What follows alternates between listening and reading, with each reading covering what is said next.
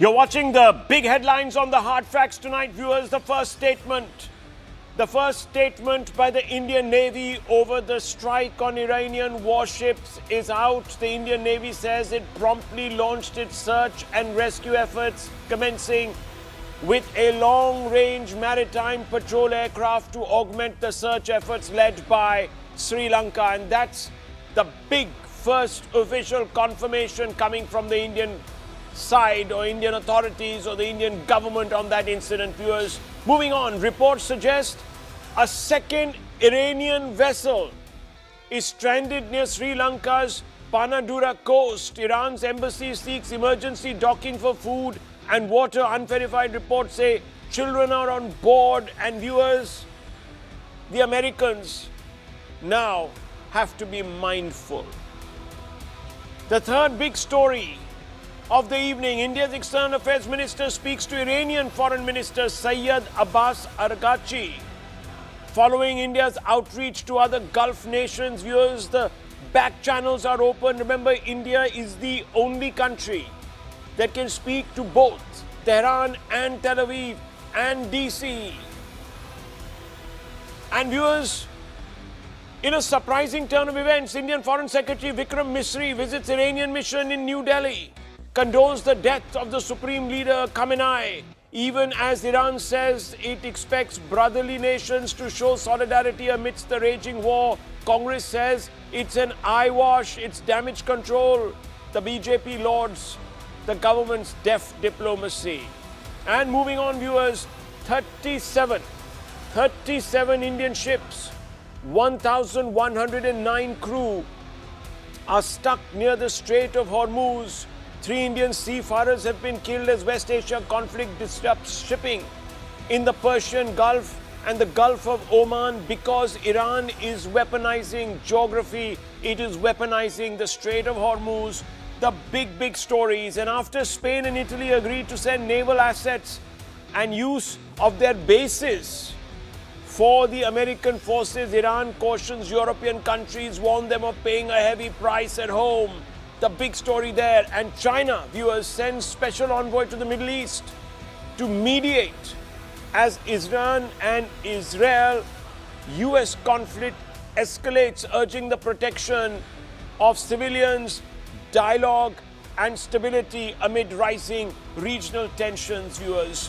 But it's the larger story that we are going to focus on, and that larger story, viewers, is breaking around us, and it is going to have consequences for all of us. Several ships are burning.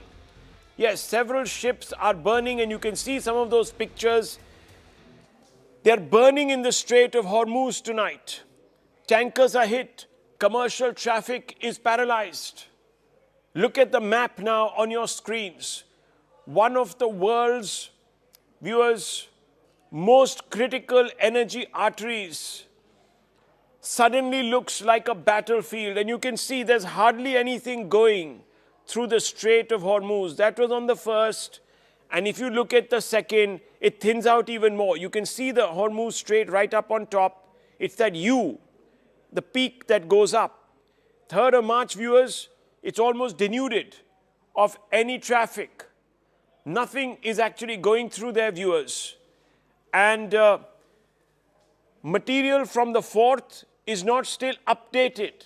Why is it not updated? That's a whole different story. The human cost is already visible. 37 ships are stuck. Over 1,000 sailors are stranded. 2 Indians are killed. Families are waiting for answers while vessels drift in one of the most volatile waterways on the planet. And caught in the middle are 23,000 Indian seamen marooned, many effectively stranded as insurers, shippers, and navies scramble to understand the scale of the danger and halt all travel. There is no ordinary disruption, viewers. The strait carries roughly 1/5 of the world's traded oil. Now, Iran appears to be weaponizing that choke point, targeting shipping and signaling that if it cannot dominate the battlefield, it can still shake the global economy. India certainly will feel the chokehold sooner than later, viewers. And I'll tell you why. because from all our imports, oil imports, viewers, a lot of them originate from the Gulf. Let me just break it down for you because I want you to understand how this is playing out. So 42% from Qatar, which is the LNG, US 18.5%, UAE 11.5%, Angola 7%, Nigeria 5%, others 15.98%. So between, you can see the UAE almost 11 to 15% of our oil is locked up there, viewers. And those numbers go up and down. So as much as 15% can sometimes also be choked up. And there's Qatar. Qatar has decided, viewers, at this moment in time to also hold tight because it is also the target of Iranian strikes. The economic shock is building as well. Tankers that normally move freely through the Gulf are now costing up to $450,000 a day just to operate while stranded. Energy markets are jittery, insurance premiums are surging, the ripple effects will reach every fuel pump and every economy that depends on Gulf oil. Let me break down the capital cost, the daily cost per oil tanker. If it is stranded, this is how much, viewers, they end up spending. VLCC, which is a company, $315,000 to $450,000 per day is the capital cost per tanker, operational cost. The average operating cost of large tankers is $50,000 to $200,000 per day. LNG tanker freight cost is $200,000 per day. Estimated daily capital cost impact per ship is $300,000 to $450,000 per day. And that brings us to the central question tonight. When Donald Trump took the decision to go into battle with Iran, did Washington anticipate this moment? Or has the world been pushed into a crisis where global stability itself is now the price? And I want to open this up. But before I do so and bring in our panel, I want to go straight across to Shosh Bedrosian, spokesperson from the Office of the Prime Minister of Israel. Thank you, ma'am. Thank you very much for speaking with us. First of all, give me an idea of where we are on day 6 in this war. It's turning out to be a war of attrition. How much damage has been done to the Iranian regime?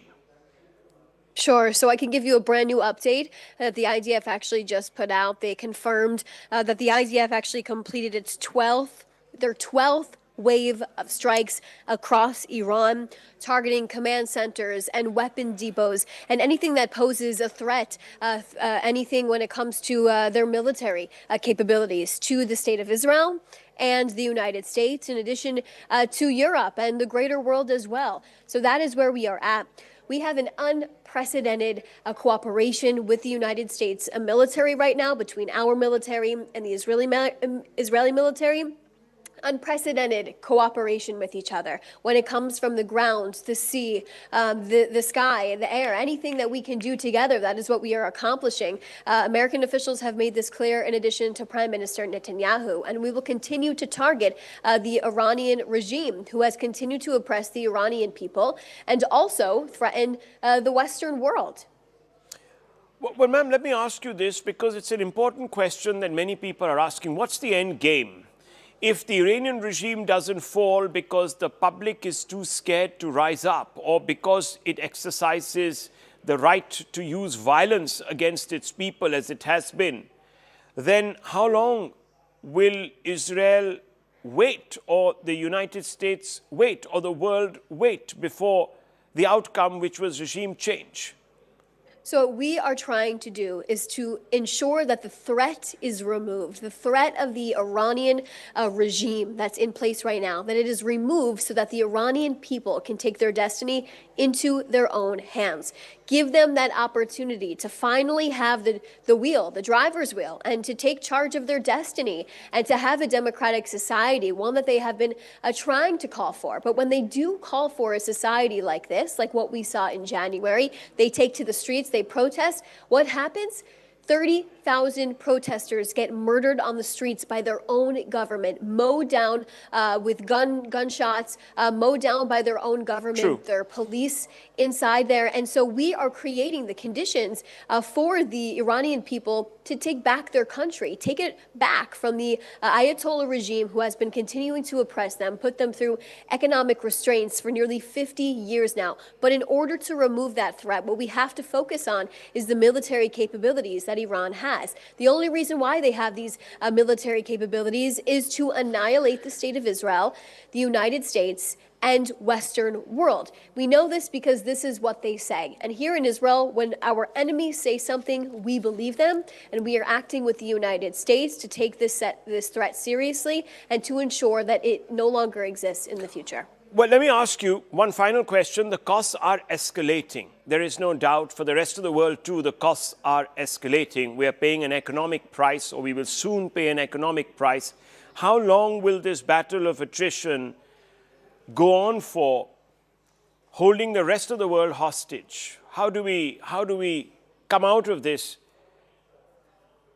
Well, I wouldn't say that the rest of the world is being held hostage actually by this operation at all. In fact, this operation will free the world. It will free the world because right now Iran has destabilized this region. It has exported terrorism that has hurt people in India. It has hurt people in the United States, Israel, Europe, Australia. This extremism that has come out of the Islamic Republic is on purpose. It's to export terrorism to threaten our people who believe in Western democracy and society. So this will bring a region back to stabilization once it is completed. Prime Minister Netanyahu has made it very, very clear that this operation could usher in an era of peace we have never seen before and bringing absolute prosper to this region of the Middle East. Okay, quick one before you go. How long are we looking at? What's the timeline? The Prime Minister said that this could take some time. We are dealing with a country who for 50 years has built up systems and operations that is extremely large. Iran is not a small country. There's about 90 million people that live inside of Iran. It is large with different geography as well. So our cooperation and partnership with the United States is working day after day, night after night, all hours of the day to accomplish and to take down this immediate threat that both of our countries are facing. But also remember, this threat that the Iranian people have also faced for 50 years now, being oppressed by the Ayatollah regime. Okay, but you're not setting a time frame, 4 weeks, 8 weeks, 12 weeks. How long? Like I said, this will take time. This is a military operation. Iran is a country that has built themselves up militarily for the only purpose is to threaten our societies. And we take this very seriously. But like I said, this is not a war that will continue forever. The Prime Minister and President Trump have made that very, very clear. They don't want an endless war here. This is a war with its objectives to remove the immediate military threat that exists and to create a pathway for the Iranian people to take the future into their own hands. Well, Ms. Bedrosian, thank you very much for speaking to us. Do take care. I know these are troubled times.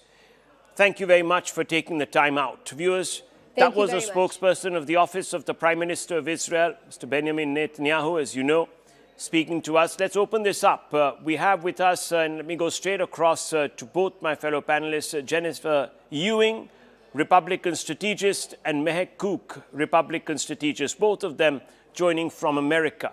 Let me go straight across first to Jennifer Ewing.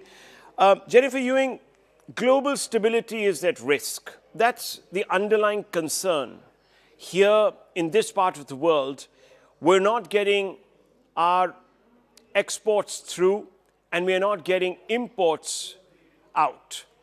Our ships are stuck, and I'm talking about India here. 23,000 Indian seamen are stuck. The Strait of Hormuz has been weaponized by Iran. I want to ask you, Trump went into battle, but did he envisage this happening? Because many people are saying even American citizens were stranded or have been left stranded. Many left to their own devices. So did you see this coming? Or you've been surprised completely by the Iranian response? Hi, and thanks for having me. Just a point of clarification. I am American, but I live in London in the United Kingdom. Wonderful. But to answer your question, did I see this coming? Absolutely. And as somebody as part of the America First wing of the Republican Party who voted for President Trump because he said that he would not be engaging in future forever wars that were not existential to the United States, this is really difficult to watch.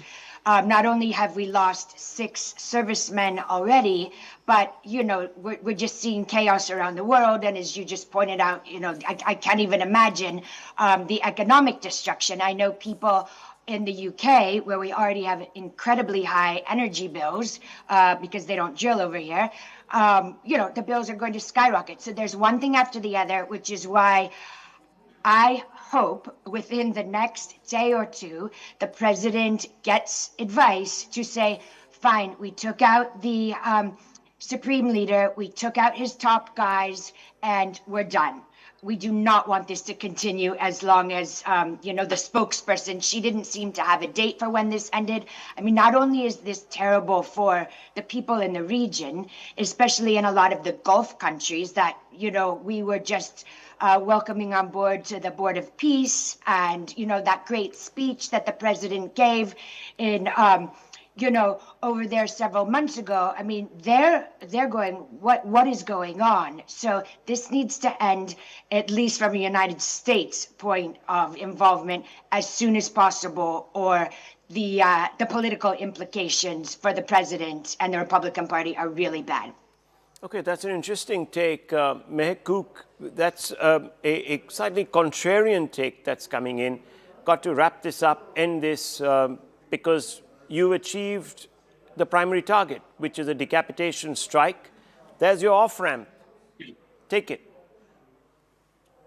Yes, there's an absolute off ramp here, but we still have a lot more to do. Remember, Iran didn't just lay down their arms and say, we're going to work with the United States and make sure that we have peace in the Middle East. They're striking not only the Gulf states, but they are trying to create choke points in terms of our oil supply for the entire nation. You're looking at 20%, as you said, through the Strait of Hormuz. The fact that we actually were able to target a vessel in the seas and international waters actually shows you that we're achieving dominance. But everybody wants to say, when is this going to be over? This isn't a dinner date. We are actually trying to end a 50-year war that has been waged on the United States. And the only way we're going to do that is through active participation from our Gulf neighbors, from our allies like India and others. And we've been destabilized over and over again. I know oil prices go up and down. The stock market is showing us that. But this has happened 5 to 6 times over nearly 5 decades where we have been at the whim of the Iranians. So when you talk about our mission is accomplished, no, it's not, because they never stopped fighting us. They're continuing to threaten countries, and they're continuing to launch missiles, airstrikes. And I think that if we were to leave now, it would be like Joe Biden leaving Afghanistan. We're not going to lay down until we make sure that we have stability in that regime. And that's the end goal. Let me bring in Sushant Sareen on this. Sushant Sareen, do you think Trump went in with a clearly identified end game? Look, the problem is that even if the clearly identified end game was, he had an end game in mind. When war starts, it's not necessarily a war is going to go the way you imagined it to go. And clearly, yes, the Americans can bomb Iran into rubble. But how do they ensure that Iran is no longer a threat to rest of the region? How long before Iran rejuvenates and regenerates its capabilities? And the problem is that earlier we heard the Israeli Prime Minister's spokesperson, but there is a fundamental flaw in her logic. The flaw is that it is all very well to say that you are destroying the military capabilities of the regime, and I'm no defender of that regime. But the fact of the matter remains that the opposition to that were people who would come out and demonstrate without weapons on the streets. These were peaceful protesters. Maximum, they would burn something, they would do some arson, stuff like that. These were not armed people who could actually give a resistance to the regime. How does that change now? Are you going to now train these guys to fight against the regime? Because even if the regime has no armor, it has no air power, it has no drones, it has no missiles, it doesn't need all of that to quell the mobs. They killed 30,000 people. I think that's a exaggeration, but even if it's 3,000 or 5,000 or 10,000 people, that's 10,000 too many. But the fact of the matter is that this is a regime which has its back to the wall. If it needs to survive, it will ruthlessly snuff out whatever opposition rises against it. And for that, it does not need heavy weapons. All it needs is rifles, and it has the manpower to be able to carry that out. So, how do you ensure regime change? There is no clear path to it. And then, Rahul, the bigger problem for countries like us is that, look, horrible regimes in the region are all perfectly acceptable. We have Pakistan, for example, on our border, which the Americans have fallen in love with all over again, despite their treachery. But the fact of the matter remains a horrible regime is perfectly acceptable if it's not a threat to other countries. But here, even if you have a horrible regime which is going to be a threat to other countries, you're not going to be able to replace it. So, what is the end game then? How long are you going to continue to bomb? And this is the last point I want to make, if you have a civil war like situation, or you have separatists in Iran, start fighting out there, which is part of the civil war, you have a situation which probably could end up being far worse and destabilize the region far more than what this current regime has been able to do. And that's Because happened in, yeah, that's last one happened. year, 2 years, Yeah. a lot of the capabilities of this regime has been taken out. Hezbollah has been degraded, Hamas is virtually wiped out, Sure. Iran, its capabilities have been severely degraded, the Houthis are quiet. So that entire axis of resistance which they had created was already crumbling. Okay. Now So you are let going me, to create a situation which could become far worse than what you already have, and right. that impacts us as well. Right. Let me go back to Jennifer Ewing. Do you think Trump's war has galvanized public support in favor of the regime instead of having the opposite effect, Ms. Ewing? No, I don't think anyone is in favor of the regime. That's just like saying somebody who is against, the Ukraine and Russia war going on for years and years and years without any end goal in sight is a Putin sympathizer. So no, I don't think that's what happened. But like I said, there are a lot of people that thought, hey, you know what? The American foreign policy for the last 20 years, look at Afghanistan, Iraq, other examples, has not served the American people very well. And so we voted for what we thought was a president who is going to concentrate on America problems, i.e. close the border, which he's done a fantastic job of, get the economy back on track, which he's working on, and other such things that were important to the average American. If you ask the average American, was getting the Ayatollah Khomeini killed, in 2026 one of your top 5 most important issues, the answer would be no. So no, it's not put people towards the regime, but it has made people think, here we go again. Or I hope not, but it very much, and as much as people say, hey, this isn't Afghanistan, Trump is a different president, I pray to God every day, that is the truth. But you can feel, at least with the media and a lot of the people who have been waiting, as they say, for 47, 50 years for this to happen, are trying to slow walk the rest of the country into getting used to this is going to take a long time. Okay. And there are a lot of us who say, we're not interested in that. Okay, we're not interested in that. And Major Arya, do you believe, as I began by asking, that Trump has jumped in when perhaps he didn't game this properly? And this is the question that keeps coming back. He said that I've gone in because the Iranians were about to attack Israel. Then he said, no, actually not. They were going to kill me and I got them first. Then he said this is about regime change because the people need to be liberated from this tyranny. Now he says this is not quite about regime change, it's about empowering the people so that they can liberate themselves from this tyranny. Where does this, I mean, you know, there are these, it sounds confused to me. Am I wrong? No, I'm equally confused, Rahul, and thank you for having me on your show. Donald Trump, I think, has overestimated American leverage. He thought that America had a certain kind of leverage, even when he was going hammer and tongs at the world with tariffs. It didn't work out so well for the United States. And he's doing exactly the same thing with Iran. Now, the problem with wars is very easy to start, very difficult to wrap up. Now, when you start a war, there is one party that starts. In this case, Israel and the US. But when you start the war, suddenly there are two parties and more parties, right? And they don't stop the war when you want to stop the war. So clearly, I don't think America has a handle on this, and it's going to get from bad to worse because, you see, it makes you really admire the Indian armed forces and the way they conducted Operation Sindoor. 4 days, you hammered Pakistan, you shifted back, end of story, clean break. Otherwise, wars can go on. And I mean, we are suffering. We have nothing to do with this conflict. Today, the stock markets, the way they are reacting in India, we are facing an energy crisis, which thankfully has not come as yet, but it will. No, I'm not saying that the Ayatollah was a good guy. I'm no fan of the Ayatollah, and whatever is happening, God bless him.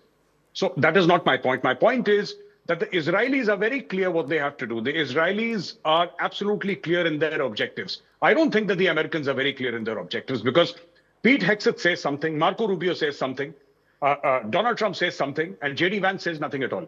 So I don't know where this is going. Okay, Dr. Ranganathan, regime change has failed repeatedly. We've seen that in Libya, massive vacuum occupied by all sorts of militia. We saw that in Algeria, we saw that later on in Tunisia, we saw that then in Iraq, then we saw that in Afghanistan. It just doesn't work. Would you agree with Major when he says that perhaps the Americans overestimated their leverage power? Good evening, Rahul, and good evening to my fellow panelists. I speak here purely as a layman. Everyone else is an expert. Perhaps that is why I remain a layman, because I disagree with a few, especially my brother Gaurav, who was my batchmate and we were racked together. Be that as it may, I don't think when you talk about all the so-called Arab Spring and revolutions and what happened to Libya, America won each time. America got exactly what it wanted. And that was the whole point. And out here as well, America will get exactly what it wants. The victory or defeat in this war is not conditional upon what the enemies of America or Israel think. Absolutely not. It is entirely dependent upon America. Trump's defeat or Trump's victory is Trump's alone to decide. And I'll tell you why. Go back to 1990. You had the Gulf War. You had Iraq decimated by the air superiority of Israel and, of course, at that point of time, the allied nations and America. They were completely ruling over Iraq. In fact, they were even, boots on the ground. They decimated Iraq, and then what happened? For the next 15 years, the same regime ruled Iraq even more brutally. Unless the regime changes, nothing's going to happen. And I think Trump has not miscalculated this. What he's petrified of is that he is not Putin and America is not Russia. In the last 3 years, in the Ukraine war, the Russians have lost 320,000 Russian soldiers by a conservative estimate. Already there are 6 dead bodies that have body bags that have arrived in America. There are 6 too many. And just imagine it would not reach even double those figures before people start doubting Trump and his intentions, before Trump starts doubting himself. So this is a race not against anyone, but against time. Well, viewers, you've heard a plethora of opinions on this subject. Did Trump overestimate American leverage? Is he inducing global instability?